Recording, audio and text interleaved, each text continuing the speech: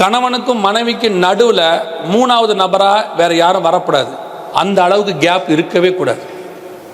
மூணாவது நபர்னா இயேசு கிறிஸ்து மட்டும்தான் வீட்டுக்குள்ள, வேற யாரும் வரக்கூடாது. இன்னொன்று தெரிஞ்சுக்கொள்ளுங்க, உங்களுக்கு ஒரு பிரச்சனை வரும். கண்டிப்பாக குடும்பம்னா சின்ன சின்ன பிரச்சனைகள் என்ன செய்யும், வரும். வராமலாம் இருக்காது, பிரச்சனைகள் வரும்.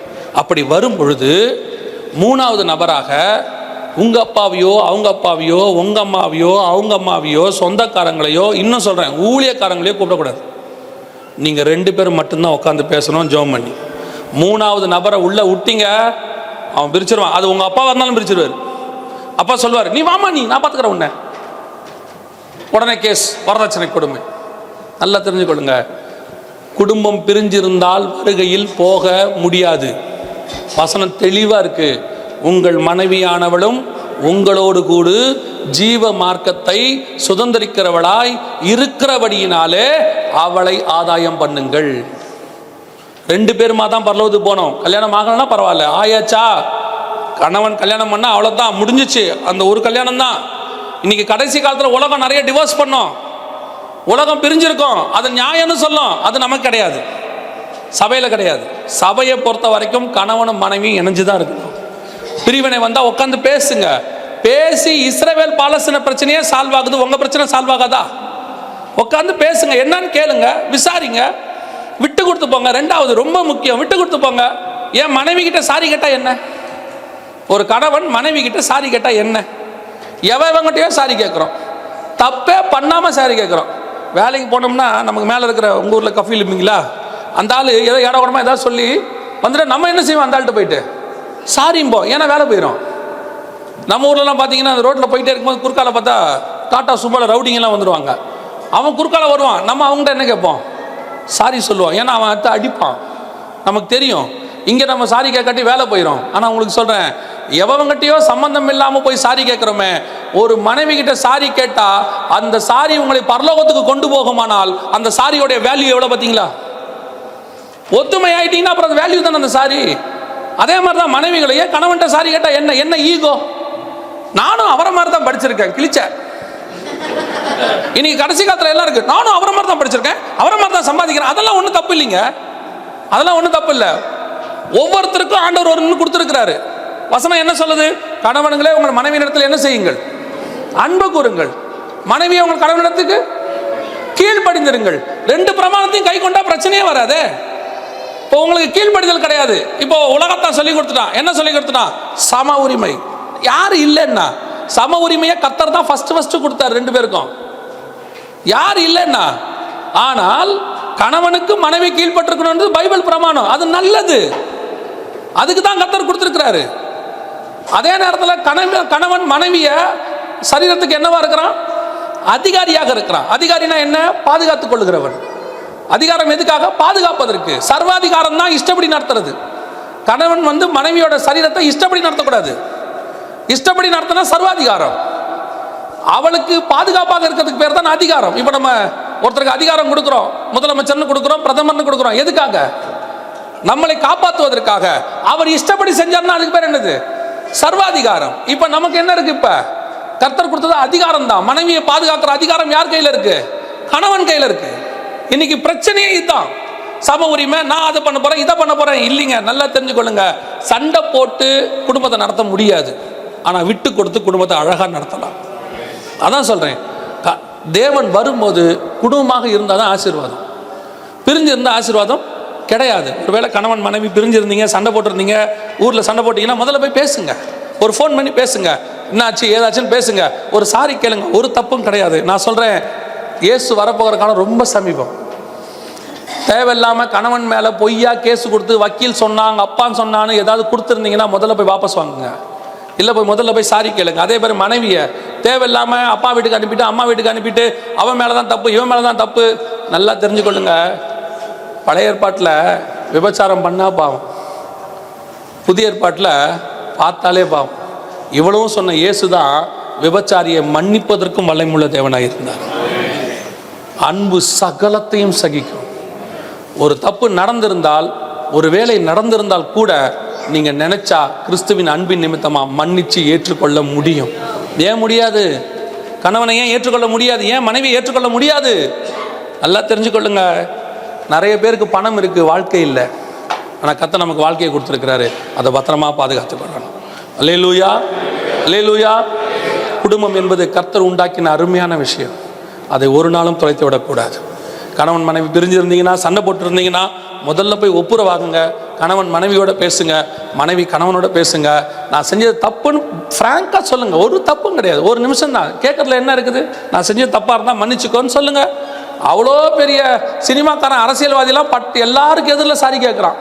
கோடிக்கணக்கான பேர்கிட்ட சாரி கேட்குறான். முன்னாடி மைக்கில் வந்து நான் செஞ்சது தப்பு, என்னை மன்னிச்சுங்கிறான். ஒரு கணவன் மனைவி கிட்ட ஃபோனில் கேட்கறதுக்கு என்ன இருக்குது? ஒப்புரவாக்குங்க, அதான் உங்களுக்கு நல்லது. அல்லேலூயா. ஏனோக்கு குடும்பத்தை ரட்சிக்கும்படி, நோவா குடும்பத்தை ரட்சிக்கும்படி தான் பிழையை உண்டு பண்ணினார். ரெண்டாவது மிக முக்கியமானது குடும்பம். மூன்றாவது மிக முக்கியமானது ஏனோக்கு செய்தது என்ன, நோவா செய்தது என்ன? வாசிங்க. ஏனோக்கு 5ஆம் அதிகாரம், மன்னிக்கணும், யூதாவின் புஸ்தகம் 14வது வசனம் வாசி. யூதா 14:15.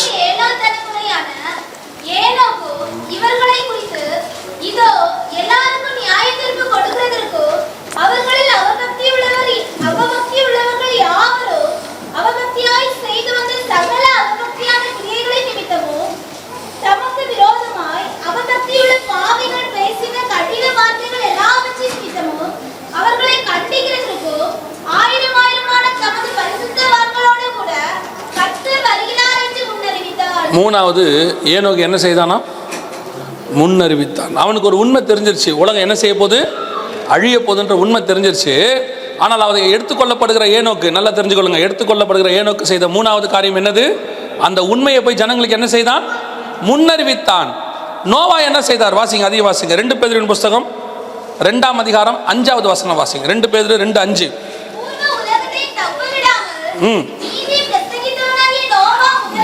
நீதியை பிரசங்கித்த, ஆதியாகமத்தில் அவன் பிரசங்கித்தான் இல்லை, ஆதியாகமத்தில் ஏனோக்கு பிரசங்கித்தான் இல்லை. ஆனால் யூதா புஸ்தகத்தில் ஏனோக்கு முன்னறிவித்தான் இருக்கு. 2 பேதுரு புஸ்தகத்தில் நோவா பிரசங்கித்தான் இருக்கு. அப்போ இந்த பரிசுத்தவான்கள் எல்லாம் செஞ்ச மூணாவது மிக முக்கியமான காரியம், முதல்ல தேவனோட சஞ்சரிச்சாங்க, ரெண்டாவது குடும்பத்தை பத்திரமா பார்த்துக்கிட்டாங்க, மூணாவது அவர்கள் செய்தது எல்லாமே என்ன தெரியுமா? ஊழியம் செய்தார்கள், சுவிசேஷம் பிரசங்கித்தார்கள். தங்களுக்கு தெரிஞ்ச உண்மையை கண்டிப்பாக போய் என்ன செஞ்சாங்க? ஜனங்களுக்கு அறிவித்தாங்க. நோவா பிரசங்கித்தான், ஏனோக்கு முன்னறிவித்தான். இன்னைக்கு நமக்கு ஆண்டவர் கொடுத்துருக்கிற மிக முக்கியமான மூணாவது. இன்னைக்கு எல்லாரும் நினைக்கிறோம் ஊழியக்காரங்க தான் ஊழியம் செய்யணும் அப்படின்னு நினைக்கிறாங்க. இல்லை, ஊழியக்காரங்க அழைப்பு பெற்று செய்கிற ஊழியம் வேற. ஆனால் எல்லார் மேல விழுந்த கடமைன்னு ஒன்று இருக்கு. அது என்னது? சுவிசேஷம் சொல்லுது. அழைப்பு பெற்று ஊழியம் பண்றது வேற. ஒவ்வொரு விசுவாசி ரட்சிக்கப்பட்ட உடனே செய்ய வேண்டிய மிக முக்கியமானது என்னது? சுவிசேஷம் அறிவித்தல். உங்களுடைய ரட்சிப்பு நல்லா தெரியுங்க, உங்களுடைய ரட்சிப்பு பூரணப்படுறது எதுலன்னா நீங்க சுவிசேஷம் சொல்றது தான் பூரணப்படும். எப்படின்னு கேட்குறீங்களா? நீங்க ரட்சிக்கப்பட்டீங்க, நீங்க ரட்சிக்கப்பட்ட உடனே உங்களுக்குள்ள ஒரு சந்தோஷம் வரும். அந்த சந்தோஷத்துக்கு பேரு ரட்சிப்பின் சந்தோஷம். இந்த ரட்சிப்பின் சந்தோஷத்துடைய தன்மை என்னன்னா, இதை வச்சுக்க முடியாது, யாருக்கிட்டையாவது சொல்லும், யாருக்கிட்டையாவது உடனே என்ன செய்யும்? ஷேர் பண்ண சொல்லும். அப்படி ஷேர் பண்ண சொன்னா மட்டும்தான் நீங்க சரியா ரட்சிக்கப்பட்டிருக்கீங்கன்னு அர்த்தம். அது உள்ளக்குள்ள உங்களை உட்கார விடாது. யாருக்கிட்டையாவது சொல்லணும், எதையாவது செய்யணும், ஆண்டவருக்கு ஏதாவது செய்யணும்னு தோணிக்கிட்டே இருக்கும். அப்படி தோணுச்சுன்னா நீங்க என்ன பண்ணிருக்கிறீங்க? ரட்சிக்கப்பட்டிருக்கீங்கன்னு அர்த்தம். அப்படி சொல்லாவிட்டால், தோணாவிட்டால் உங்கள் ரட்சிப்புல ஏதோ ஒரு ப்ராப்ளம் இருக்கு. ஏன்னா தேவன் உங்கள் ஆத்மாவை மன்னித்த உடனே உங்கள் ஆத்மா களி கூர்ன உடனே அது இமிடியேட்டா யாருக்கு என்ன செய்யும்? சொல்லும். இது இயல்பு, சுபாவம். அது இயற்கைக்கு மாற அந்த சுபாவம் உங்களுக்கு வரலன்னா உங்க ரட்சிப்புக்குள்ள ஏதோ ஒரு ப்ராப்ளம் இருக்குன்னு அர்த்தம். நம்முடைய மிக முக்கியமா எல்லாவற்றையும் தந்த இயேசு நம்ம கிட்ட கேட்டது ஒன்னே ஒண்ணுதான், போய் சகல ஜாதிகளுக்கும் சுவிசேஷம் பிரசங்கிங்க. சுவிசேஷம் பிரசங்கிக்கிறது நம்மேல் விழுந்த கடமை. we must preach gospel. கண்டிப்பாக நீங்கள் சுவிசேஷம் சொல்லியே ஆகணும். சொல்லாவிட்டால், நான் நேற்று கூட அந்த வசனம் வாசித்தேன், இன்னைக்கு ஒருவேளை யாராவது வந்திருப்பீங்க, அந்த வசனத்தை வாசிங்க. எசேக்கியேல் புஸ்தகம் 33ஆம் அதிகாரம் 8வது வசனம். அந்த வசனத்தை விசுவாசிகள் அண்டர்லைன் பண்ணிக்கணும். விசுவாசிகள் எல்லாம் அண்டர்லைன் பண்ணுங்க. நான் துன்மார்க்கனை நோக்கி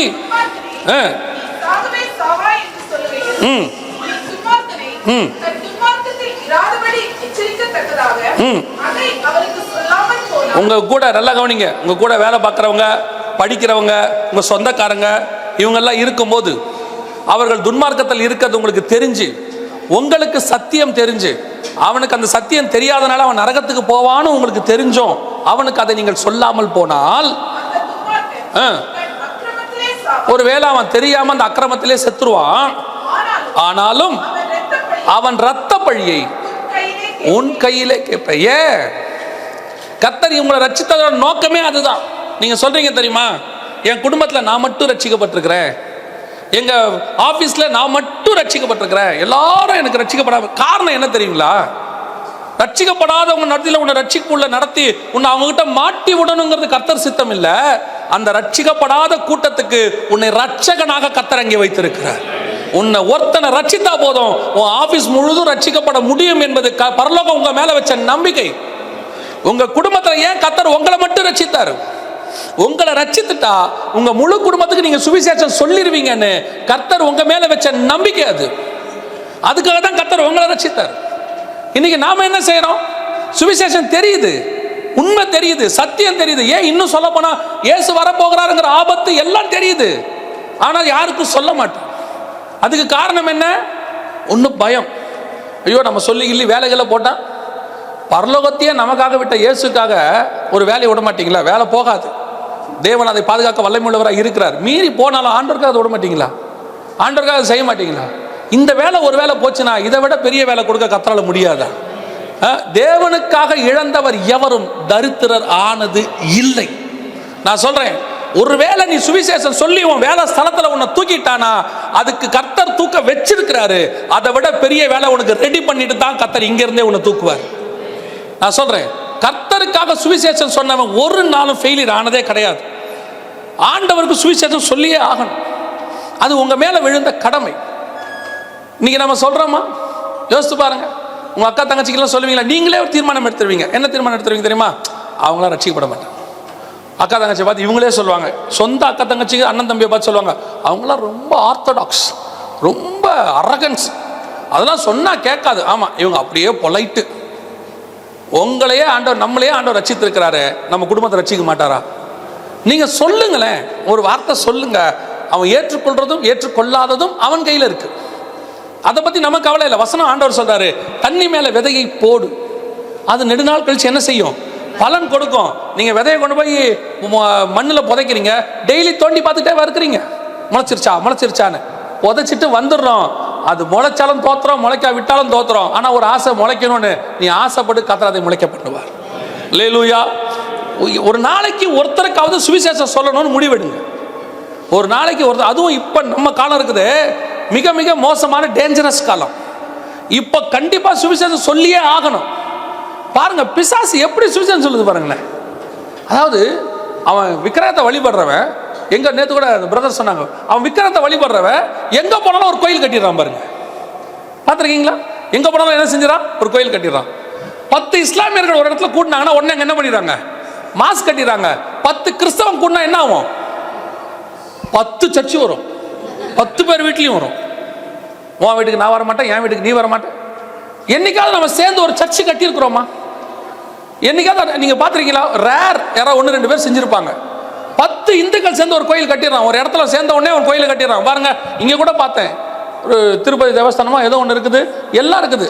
சமாஜா, கேரளா சமாஜ் இருக்குது, ஏதோ ஒரு கோயில் ஒன்று இருக்குது, எல்லாம் இருக்கு. நம்ம ஏதாவது செய்யறோமா ஆண்டவருக்கு? எங்கேயாவது போய் 10 இஸ்லாமியர் சேர்ந்தா ஒரு மாஸ்க் கட்டிடுறான். கண்டிப்பா நாம யாரா கட்டா நம்ம அதில் போய் உட்காந்துப்போம்.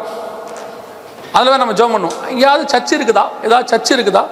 அங்கே சர்ச்சு இல்லைன்னு தெரியுது இல்லை, அப்போ அங்கே சர்ச்சு வேணும்னு தோணணும்ல. ஒரு ஏரியாவில் சர்ச் இருக்குதான்னு கேட்குறீங்க, சர்ச்சு இல்லை, அப்போ என்ன அர்த்தம்? அங்கே சர்ச் வேணும்னு அர்த்தம். நம்ம என்ன பண்ணுறோம்? சுவிசேஷமும் சொல்ல மாட்டோம், ஆண்டவருக்கு எதுவும் பண்ண மாட்டோம். நல்ல தீர்மானம் எடுங்க, ஒரு நாளைக்கு நான் ஒருத்தருக்காவது சுவிசேஷம் சொல்லுவேன். சுவிசேஷம் சொல்லாமல் நான் தூங்க மாட்டேன். இந்த வாட்ஸ்அப்பு ஃபேஸ்புக்கெலாம் வச்சுருக்கிறீங்களே, தேவையில்லாத எத்தனை மொக்க ஜோக்கை ஃபார்வர்ட் பண்ணுறீங்க. டெய்லி உட்காந்து அன்வான்ட் டேட்டா வேஸ்ட்டு, ஒரு பிரயோஜனமும் இருக்காது. எவ்வளவு ஃபார்வர்ட் பண்ணுறீங்க? ஒரு நாளைக்கு இயேசு பற்றி ஒரு நல்ல சுவிசேஷத்தை நீங்களே எழுதுங்க, நீங்களே டைப் பண்ணுங்க. உட்காந்து தேவையில்லாமல் எவ்வளோ டைப் பண்ணுறீங்க? நீங்கள் டைப் பண்ணுங்க, டைப் பண்ணி ஒரு காஸ்பல் போடுங்க. 2 தாங்க நடக்கும். ஒன்று, இந்த மாதிரிலாம் எனக்கு அனுப்பாதேன்னு சொல்லுவான். சரி விட்டுருங்க, பரவாயில்ல. நம்ம அனுப்பணும் வேணான்ட்டா விட்டுருங்க. ஒருவேளை அது ஏற்ற நேரத்திலே அவனுக்கு போகும். அது சரியான நேரத்திலே கர்த்தர் அதை அவனுக்கு கிரியை செய்ய வைப்பார். ஒருவேளை அவன் ஆண்டவரை ஏற்றுக்கொண்டால் அந்த ஆத்மாவை உங்கள் கணக்கிலே கர்த்தர் கொண்டு வந்துடுவார். நான் ஒரு தடவை எனக்கு ஒருத்தர் மெசேஜ் அனுப்பிச்சேன். நான் ஃபார்வேர்ட் தான் பண்ணேன், நான் ஒன்றுமே செய்யலை. அது என்ன செஞ்சேன், ஃபார்வேர்ட் பண்ணேன். ஒரு 5 நிமிஷம் இருக்கும். அது ஒரு ஊழியக்காரருக்கு தான் ஃபார்வேர்ட் பண்ணேன். அவர் ஃபோன் பண்ணார். ஃபோன் பண்ணிட்டு சொன்னார், அண்ணே பெரிய பிரச்சனையில் ஒன்று உட்காந்துட்டு இருந்தேனே, கரெக்டாக நீங்கள் அனுப்பி விட்டீங்க, கர்த்தர் எனக்கு அதுலேருந்து பதில் கொடுத்தாருன்னார். நான் சொன்னேன், அது ஃபார்வர்ட் மெசேஜ் எதுவோ அண்ணே, ஆனால் கரெக்டாக வந்துச்சு. நான் சொல்கிறேன், நாம் அனுப்புகிற ஒரு சின்ன மெசேஜ் ஒருத்தருடைய ஆத்மாவை மீட்க வல்லமை உள்ளது. எத்தனையோ கிழிஞ்ச ட்ராக்ஸு ரட்சித்திருக்குது மனுஷனு, எத்தனையோ கிழிஞ்ச ட்ராக்ஸ் ரட்சித்திருக்குது. ஏன் உங்கள் மெசேஜ் ரட்சிக்க கூடாது? நீங்கள் ஃபார்வர்ட் பண்ணுற மெசேஜ் ஏன் ரட்சிக்கூடாது? ஒன்று மட்டும் நல்லா மனசில் வச்சுக்கொள்ளுங்க, பரலோகத்துக்கு நீங்கள் போகும்போது உங்கள் கூட 2 தான் வரும். நீங்கள் பரலோகத்துக்கு போகும்போது உங்கள் கூட 2 தான் வரும். ஒன்று உங்கள் ஆத்மா, இன்னொன்று நீங்கள் சம்பாதிச்ச ஆத்மா. வேறு எதுவுமே வராது. நீங்கள் வச்சுருக்கிற நகை, நட்டு, போல்ட்டு, ஸ்க்ரூ டிரைவரு, ஸ்பேனரு. சிலர்லாம் பார்த்தீங்கன்னா வீட்டில் என்னென்னமோ வச்சுருக்கு. பீரோவை திறந்தால் 500 புடவை இருக்கும். சில வீட்டிலலாம் பார்த்தீங்கன்னா பரண மேலே ஒரு ட்ரங்க் பெட்டின்னு ஒன்று இருக்கும். அது உள்ளே பார்த்தீங்கன்னா இவங்க அம்மாவுக்கும் அவங்க அம்மா சங்கில் பால் ஊற்றிருப்பாங்க. அந்த சங்குலாம் இருக்கும் அலுமினியத்தில். அம்மாவுக்கு சங்கு ஊற்றி 50 வருஷம் ஆகி போச்சு. இதெல்லாம் அதில் இருக்கும். யாருக்கும் கொடுக்கவும் மாட்டாங்க. சில கணவனுங்கெல்லாம் பார்த்தீங்கன்னா இந்த கட்டிலுக்கு அடியில் அப்படியே பார்த்தீங்கன்னா நிறைய குப்பை குழப்பாக போட்டு வச்சுருப்பான். பெருக்கவும் விட மாட்டான், ஒன்றும் செய்ய மாட்டான். இந்த அம்மா சொல்லுது, இது என்ன குப்பை குடம், என்னைக்காவது உதவும், நீ சும்மா இரு. கிழிஞ்சு போன ஒயரு, தேவையில்லாம போல்ட்டு, ஆணி, சுத்தி எல்லாம் இருக்கும். அவன் அதை 10 வருஷமாக பார்த்துருக்கவும் மாட்டான், ஆனால் தூக்கி போடவும் மாட்டான். பார்த்துருக்கீங்களா? கேட்டால் சொல்லுவான், என்னைக்காவது உதவும். பரலோகத்துக்கு எதுவும் உதவாது, எதுவுமே உதவாது.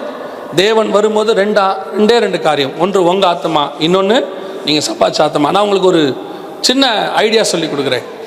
அது நல்ல எஃபெக்டிவாக இருந்துச்சு நிறைய இடத்துல. இந்த பர்த்டே, மேரேஜ் டேட்லாம் கொண்டாடுவீங்களா? கொண்டாடுவீங்களா மாட்டீங்களா? கொண்டாடுவீங்களா? நல்லா கொண்டாடுங்க. இந்த வருஷத்துலேருந்து ஒன்றுத்தையும் விட்டுறாதீங்க. சொல்கிறது புரியுதா? ஆனால் ஒரு விசுவாசியும் கூப்பிடப்படாது. நான் சொல்கிறது புரியுதா? பர்த்டே, மேரேஜ் டே என்னென்ன இருக்கோ எல்லாத்தையும் கொண்டாடுங்க. ஒரு 25 இல்லை ஒரு 50 உங்கள் சக்திக்கு ஏற்ற மாதிரி நான் பிலீவர்ஸை கூப்பிடுங்க. ஃபிக்ஸ் பண்ணிக்கோங்க. இந்த வாட்டி இவரை கூப்பிடணும், அடுத்த வாட்டி இவரை கூப்பிடணும்னு ஃபிக்ஸ் பண்ணிக்கோங்க. ஒவ்வொரு பர்த்டேக்கும் கூப்பிடுங்க. உங்கள் ஊழியக்காரரை கூப்பிட்டு என்ன செய்யுங்க, செய்தி கொடுக்க சொல்லுங்க. அதில் ஒரு ஆத்துமா கிடைச்சா கூட பரலோகத்தில் உங்கள் கணக்கில் கதர் வைத்துக்கொள்ளும். அதுதான் உங்கள் பர்த்டே கொண்டாடுறதோட பெரிய ப்ரீஷியஸான கிஃப்ட். அதுதான் உங்களுக்கு. நீங்கள் விசுவாசியை கூப்பிட்டீங்கன்னு வச்சிங்களேன், இந்த பிரியாணிக்கு அந்த பிரியாணி நல்லா இருந்துச்சு, இது என்னமோ மொக்கத்தனமாக இருக்குன்ட்டு போயிட்டே இருப்பான்.